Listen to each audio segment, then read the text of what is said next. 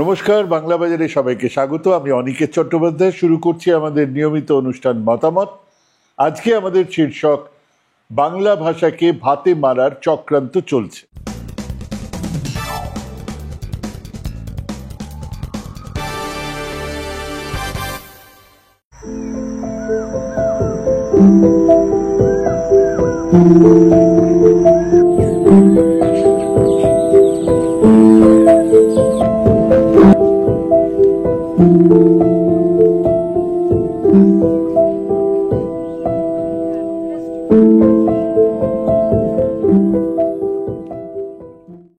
নিষিক্ত হয়ে প্রাণ পাবার পর কেটে গেছে 27-28 সপ্তাহ। তার নিজের হৃৎপিণ্ডের আওয়াজ সে শুনতে পায়। অদ্ভুত আলো আধারিতে বেড়ে উঠতে উঠতে সে হঠাৎ আর একটা লাবডুব লাবডুব শব্দ শুনতে পায়, বড্ড কাছের, বড্ড আপন। তারা শিরা উপশিরা দিয়ে যে প্রাণের রস তাকে পরিপুষ্ট করছে, এটা যে তার, সে বুঝতে পারছে। কদিন কেটে যায়, তারপর আরো অচেনা শব্দ। তার তখনও আলো দেখার 3 কি 4 মাস বাকি। 3 কি 4 মাস পরে সে হঠাৎ আলোর ঝলকানি দেখে পরিচিত গহ্বর থেকে বেরিয়ে আসার বিহ্বলতায় কান্না জুড়বে। সে কান্না শুনে স্বস্তির নিঃশ্বাস ফেলবেন মা ঠাকুমারা। কিন্তু সেসব তো বহু পরের কথা। তার আগেই সেই শিশু আরো অনেক শব্দ শোনে, দুটো শব্দের পার্থক্য বোঝে। হাসি কান্নার, কলতলার ঝগড়া, অপমান, ভৎসনা, চিৎকার বা শীৎকার তার কাছে শব্দ, কিন্তু আলাদা আলাদা শব্দ। সেই মাস ছয়েকের প্রাণ তখন শব্দ নিয়ে খেলা করে। হ্যাঁ, এই সময়ই সে মাতৃভাষাকে চিনে নেয়। তারপর হঠাৎ একদিন রক্তমাখা এক মাংসপিণ্ড পৃথিবীর আলো দেখার পরেই তার জমিয়ে রাখা শব্দগুলোকে সাজায় গোছায় তার মাতৃভাষা এবার তার ঠোঁটে আসে। বর্ণমালার প্রথম অক্ষরে নয়, উচ্চারণে আসে ম ম ম এবং শেষে মা। অজান্তেই জন্ম নেয় মাতৃভাষা। বহু পরে 1.5 বছর বিদেশ কাটিয়ে মাতৃভাষা ভুলে যাবার নাটক যারা করে, সে নাটকের জন্ম ব্রেন সেলে, কিন্তু অবশ্যই মাতৃভাষায়। সেই 6 মাসের ভ্রূণ থেকে তার শৈশব, কৈশোর, যৌবন, প্রৌঢ়ত্ব বা বৃদ্ধাবস্থা জুড়ে থেকে যায় তার মাতৃভাষা। এ এক আবরণ। অন্য আবরণটা কি? অন্য আবরণ হলো তাকে তো বলতে হয়, মা খেতে দাও, খিদে পেয়েছে, মা আমার মাথায় হাত বুলিয়ে দাও, মা আমার কষ্ট হচ্ছে, মা আমার নতুন বন্ধু এসেছে দেখো। কিন্তু যদি মা না থাকে, যদি তার মাতৃভাষা শোনার বা বোঝার মানুষ না থাকে, যদি তার মাতৃভাষার জোরে সে নিজের অন্ন, বস্ত্র, বাসস্থানের ব্যবস্থা না করতে পারে, তাহলে সে মাতৃভাষার থেকে দূরে যাবে। নাড়ি জুড়ে থাকা জঠরের ওম নিয়ে যে শব্দমালা জেনেছিল, বুঝেছিল, যা নিয়ে খেলা করেছিল, সেই সব শব্দ থেকে সে দূরে সরে যাবে। মানে জন্মের সূত্রে আপনি যা পেলেন তা যদি কাজেই না লাগে, তাকে বয়ে নিয়ে চলবেন কজন? আর খামোখা বইবেনই বা কেন? যে দেশে একটাই ভাষা, যে দেশের মানুষের পরিচয় তার ভাষার ভিত্তিতে, সেখানে তো সমস্যা নেই। কিন্তু যেখানে অজস্র ভাষা, অনেক বহতা নদীর মতো বহু ভাষার মানুষ যেখানে একসঙ্গে থাকেন, সেখানে মাতৃভাষা যদি সেই মানুষের বেঁচে থাকার, তার জীবন ধারণের থেকে আলাদা করে দেওয়া হয়, তাহলে সে ভাষা মরে যাবে, এটা স্বাভাবিক। এমনিভাবেই পৃথিবীতে ডোডো পাখির মতো কত শত ভাষা মরে গেছে। সে ভাষার মানুষ প্রথমে ভেবেছে থাক না মাতৃভাষা, ও আমরা নিভৃতে নির্জনে বাড়িতে বসে অবরে সবরে আওড়ে নেব। তার রোজগারের ভাষা তার মাতৃভাষা নয়, তার আলোচনার ভাষা, সাহিত্য থেকে সিনেমা, নাটক তার মাতৃভাষা নয়। অবশ্যই কিছুদিন পরে সে ভাষা মরে যাবে। 3 জেনারেশন বিদেশে থাকা এক বাঙালির একেবারে বাংলা না জানা সন্তান আমরা তো সবাই দেখেছি। কিন্তু সে তো বিদেশ ভূমে। আমার দেশেই, আমার মাটিতে বসেই ভাষাকে জীবন বিচ্ছিন্ন করার চেষ্টা চালাচ্ছে কিছু মানুষ। এই সেদিন নতুন ট্রেন বন্দে ভারতে চেপে শান্তিনিকেতন যাচ্ছিলাম, কম্পার্টমেন্টের কর্মচারী হিন্দিতে কথা বলছেন। ব্যাংকে যান, সেখানে ইংরেজিতে কাজ চলছে, বাজার থেকে বিশ্ববিদ্যালয়, মেট্রো থেকে উড়োজাহাজ। আমার মাতৃভাষা ব্রাত্য। কুকুরের নাম জনি, মেয়ের নাম পলি, মাকে বলে মামা, বাবাকে ড্যাডি। দুভাবে এই কাজ চলছে। এক আঞ্চলিক ভাষাকে জীবনযাপন, রোজগার, ব্যবসার থেকে আলাদা করে দিয়ে অন্যটা হলো এক সংস্কৃতি ছড়িয়ে দেওয়া, চাপিয়ে দেওয়া, একটা মাহল তৈরি করা যেখানে ইংরেজি ভাষায় কথা বললে লোকজন মান্যিগণ্যি করে, পাত্তা দেয়। হিন্দিতে কথা বললে রাগ দেখানো যায়। মানে এক উচ্চাঙ্গের ভাষা, যা আমার মাতৃভাষা নয়। রেস্তোরাঁয়, পাড়ার মোড়ে ভুল হি সহি গড় গড় করে অশুদ্ধ ইংরেজি বা হিন্দিতে কথা বলতে থাকা দুই তরুণের দিকে অদ্ভুত সমীহ নিয়ে তাকিয়ে থাকে রিক্সাওয়ালা পঞ্চাদা। ছেলেকে শেখায়, কেউ বিস্কুট দিলে থাঙ্কু বলবি। ছেলে থাঙ্কু বললে সেদিন পঞ্চাদার মুখ ঝলমল করে ওঠে। কারণ ওই মাহল, কারণ ওই পরিবেশ যেখানে মাতৃভাষা নয়, বিদেশি ভাষার ওজন বেশি। দুটোই খুব সুনির্দিষ্ট পরিকল্পনার ফসল। কোন এক অজানা পদ্ধতিতে দেশের 70-80% মানুষকে বোঝানো হয়েছে যে দেশের জাতীয় ভাষা নাকি হিন্দি। তাই আমাদেরও বোদ্ধা, হিমাচলা, ইয়াঙ্গা, গাঙ্গা, উচ্ছালা, জালাধি, তারাঙ্গা বলে গান গাইতে হবে। কে বিন্ধা, কে হিমাচলা?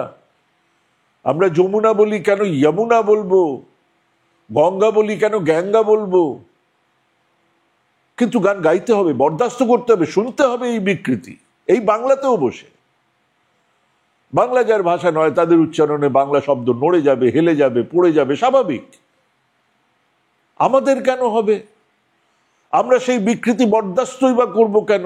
কিন্তু এটাই চলছিল বহুকাল। মোদী সরকার এসে তাতে আরো ভালো করে ইন্ধন দিয়েছে। তার কারণ হচ্ছে ওনারা দেশের বৈচিত্র্যে বিশ্বাসই করেন না।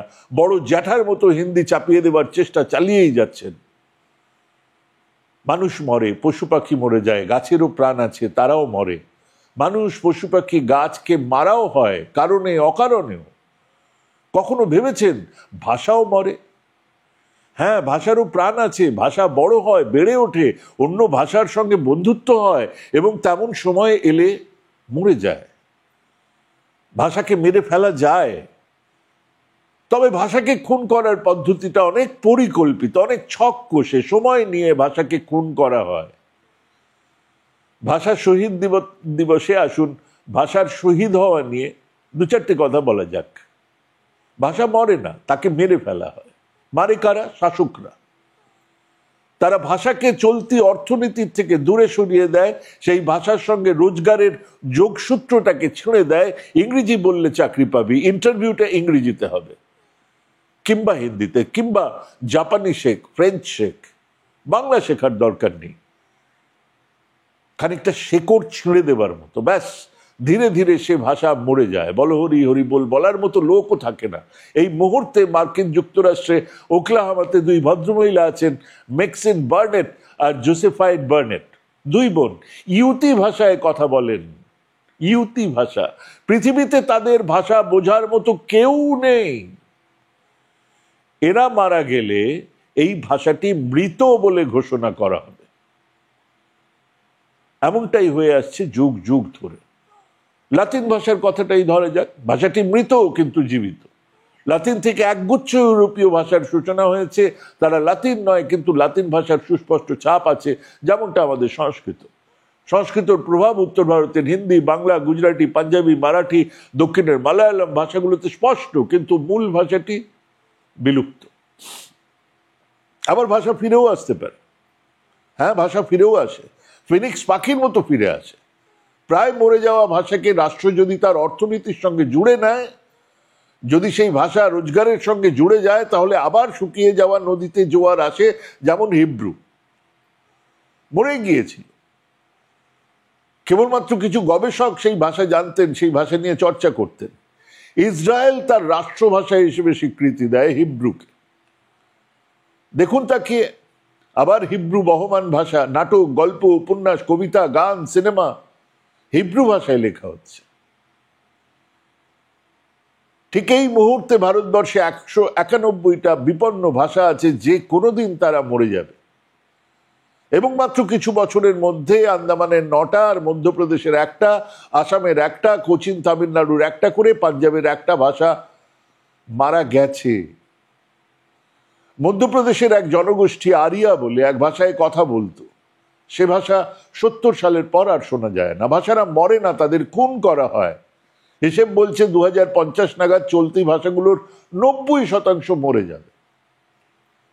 ভাষা শহীদ দিবসে এই কথাগুলো নিয়ে আলোচনা হওয়াটা খুব জরুরি, কারণ 47-এ বাঙালি জনসংখ্যার 100% বাংলা পড়তো, সঙ্গে ছিল আরো অনেক ভাষা। এক বেসরকারি সমীক্ষা বলছে এখন কেবলমাত্র 60-65% বাঙালি অন্য ভাষার সঙ্গে বাংলা পড়ছেন। সংখ্যা কমছে উল্লেখযোগ্যভাবে।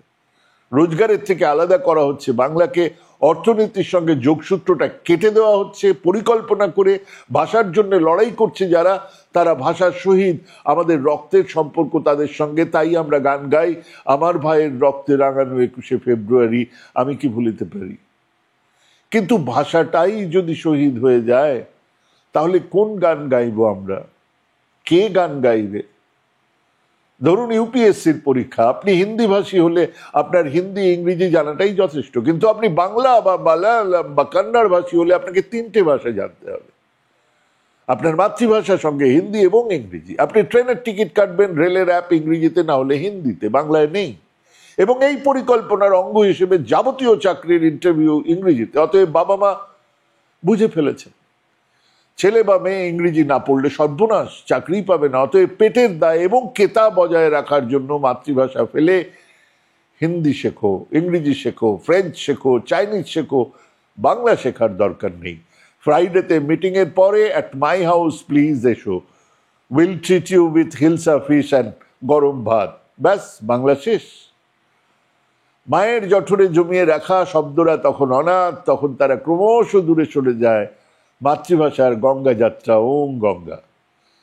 আর ঠিক এমনই এক প্রেক্ষিতে কি আশ্চর্য, কিছু বাঙালি রুখে দাঁড়িয়েছিল, ছিলাহীন টান টান সেসব শরীর, অনায়াসে নিয়েছে শীষের বুলেট, কবরের মাটির তলায় গিয়েও রেখে গেছে তাদের প্রতিবাদ। সেই প্রতিবাদের পিঠে চেপেই এসেছে এক নতুন রাষ্ট্র বাংলাদেশ, আমার বাংলাদেশ। হ্যাঁ, হয় তোমার স্বপ্নে পাওয়া জঠরের ভাষা বলে খেদমতগিরি করো, চাকরি করো, নকরি করো। যদিও সেই নরম মোমের মধ্যে থেকেই প্রেমিকার মতো শব্দ ঝরে পড়ছে, প্রেমিকের মতো আশ্লেষে জড়িয়ে ধরছে তোমায়, তোমার শৈশব, কৈশোর, যৌবন সবটাতে। তাতে কি? মেনে নাও হুকুম ফরমান, জীবন থেকে বিযুক্ত হয়ে মাতৃভাষা শুকিয়ে যাক। অন্য পথ প্রতিবাদের, অন্য পথে সেই সব শব্দরাশি হয়ে উঠুক আগুনের বর্ণমালা। তাদের কোনো শব্দ হোক তীক্ষ্ণ হাতিয়ার, শানিত যুক্তি। কোনো শব্দ অমন শাসকের প্রতি ঘৃণা হয়ে ঝরে পড়ুক বেয়োনেটের মতন, যেমনটা ঝরেছিল মুক্তিযুদ্ধে, পৃথিবীর প্রথম ভাষা আন্দোলন থেকে জন্ম নেওয়া স্বাধীনতার লড়াইয়ে। এই শব্দের মতো রক্তের ঝরে পড়া, পরক্ষণেই রক্তের মতো শব্দদের জমাট বেঁধে প্রতিবাদ হয়ে ওঠা, এটাই 21-এর শিক্ষা।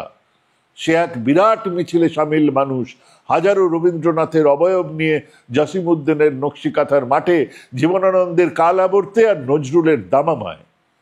সে প্রতিবাদ আজ বড্ড জরুরি। অমিত শাহ, মোদি, RSS আমার মাতৃ জঠরের শব্দ কেড়ে নিতে চায়। প্রতিবাদ আজ সময়ের দাবি। অনায়াসে আবার উল্টো পাকে আমরা মায়ের জঠরেই বাসা বাঁধি। মায়ের বুকের লাবডুব লাবডুব শব্দ আর মুখের ভাষা আমার ভাষা হয়ে উঠুক। আগামীকাল 21, আজ 21, পরশু 21, তার পরের দিনও 21। 21শে ফেব্রুয়ারি একটা দিন নয়, সারা বছর মাথায় ঘুরুক, মাথায় থাকুক 21। প্রতিদিন প্রতিদিন আগের রাতে এই কথাই আমাকে বলে যায় বরকত, জব্বর, রফিক, সালাম আর সাফিউর। ভাবুন, আমি ভাবছি, আপনারাও ভাবুন, ভাবতে থাকুন, ভাবা প্র্যাকটিস করুন। ভালো থাকবেন, সুস্থ থাকবেন। আজ এখানেই শেষ করছি। নমস্কার।